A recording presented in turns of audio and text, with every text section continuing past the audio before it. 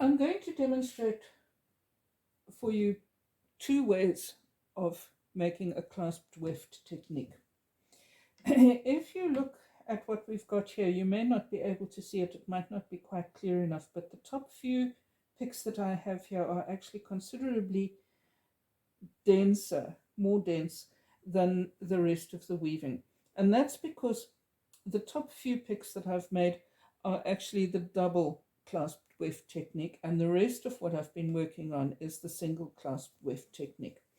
Now I'm going to demonstrate the double clasped weft technique for you first of all. We'll come back a little bit later and do the single clasped weft.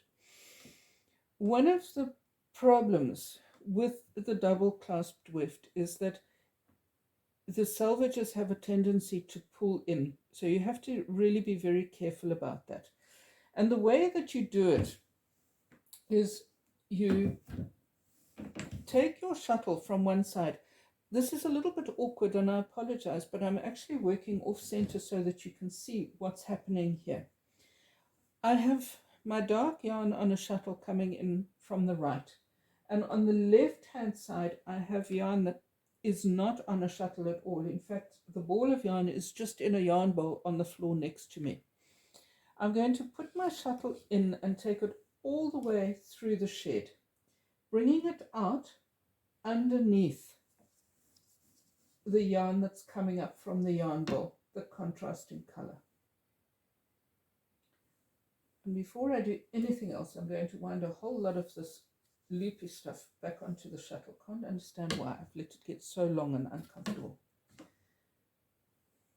Okay, and I'm just going to control my selvage a little bit there. And straight away, without doing anything, without changing the shed or anything else, I'm going to put the shuttle back and take it back to the right hand side. And as I pull it up, you can see it's caught this light shuttle, the light yarn that is coming up from the yarn bowl.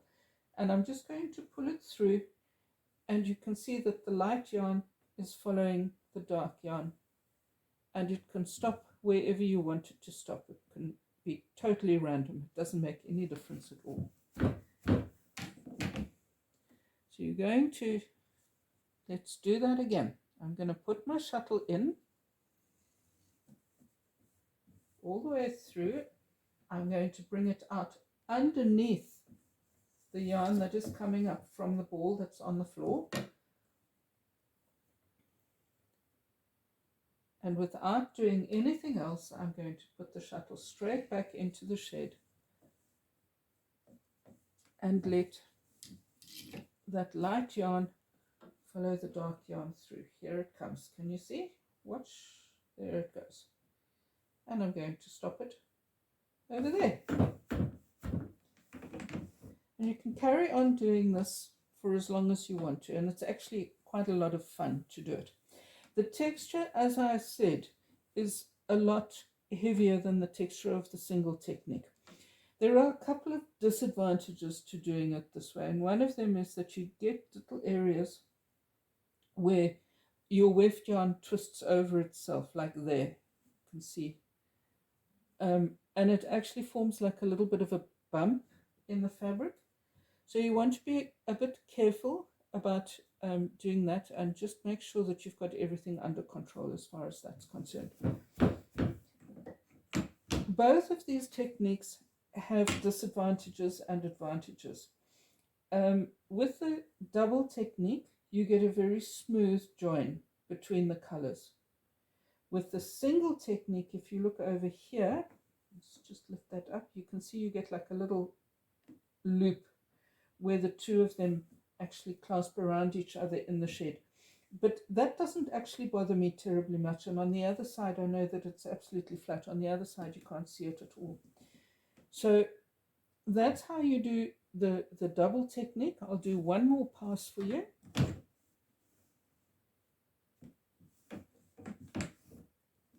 I'm going to take my shuttle through, take it out underneath my contrast thread,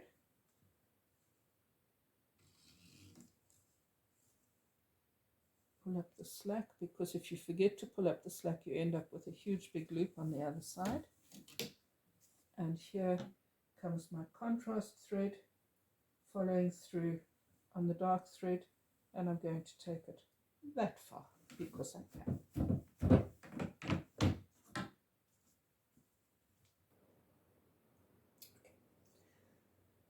Following on to the previous little demonstration of how to do the linked weft using a doubled thread, where we used one long shuttle and we put it through the shed and we collected our pattern thread from the other side and drew it through. I'm now going to show you how to do the linked weft using only a single thread. So for this we need 2 short shuttles, 1 shuttle with each of our colors. And to begin with, I'm going to bring my shuttle in from the left hand side. And I'm just going to bring it out at a random point in the warp. And then I'm going to bring my second shuttle in from the opposite direction. And I'm going to bring it out at exactly the same point. You can see there, just take my arm out of the way, you can see that this is where my first thread came out, and so that's where my second shuttle is going to come out. So you bring them out at exactly the same point. And I'm going to put my heddle back into the same position because I need to show you something here. Here is the space where I brought those 2 threads out, and I'm going to just mark the thread that's at the bottom that actually gives us that little space in the shed. Right, so that's my bottom thread. And now I'm going to change my shed. And you can see that that thread that was at the bottom, which created the space where these 2 pattern threads came out, has now come up to the top. So how are we going to do this? Well, there are a couple of things that you need to remember. The first one is that the last shuttle that came in must be the first shuttle that goes out. And you have to twist your 2 yarns around each other, and it's important that you get into the habit of twisting them in the same direction every time. So my routine, and you will develop your own routine here, but my routine is to take the second shuttle under the thread from the first shuttle, and then I have to deal with this little discrepancy here, because I now have to decide whether I'm going to take my second shuttle back through the space on the right hand side or the left hand side of that thread that has now been raised since we changed the shed. So my routine is to take my second shuttle under the color of the first shuttle, and I always take it into the shed in the space to the left of where the shuttle came out of the shed in the first place. So there's that one, and just link it up, and now my second shuttle goes in the same place and goes out of the shed on the other side. And you can really snug them up very sort of, I don't want to say tight, tight is a bad word, but really nice and snug up against each other there, and you can change your shed, and my little marker thread can now come out because it served its purpose. So I'm going to do another one just to show you, leave that there for now, just to show you again how we do it. So I'm going to bring, first of all, my left hand shuttle is going to come into the shed, and it's going to come out of the shed at a random point. Let's say over there. My second shuttle is going to come into the shed from the opposite side, and it's going to come out of the shed at the same point. You can see that those 2 have come out in the same little space there. Change your shed, get rid of that, and that thread that was down that created the space where we brought our shuttles out is now up. I'm going to take my second shuttle underneath the color of the first shuttle, and I'm going to take it into the space to the left of that thread that has changed its position. That one goes out, and my first shuttle goes back to where it came from at the same time.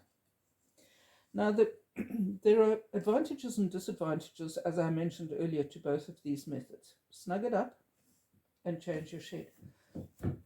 One of the advantages of doing it this way is that we can actually add in as many colors as you like. If you are going to choose to do the double thread method, which was the first method I demonstrated, you can only use 2 colors. You can only use the 2 shuttles.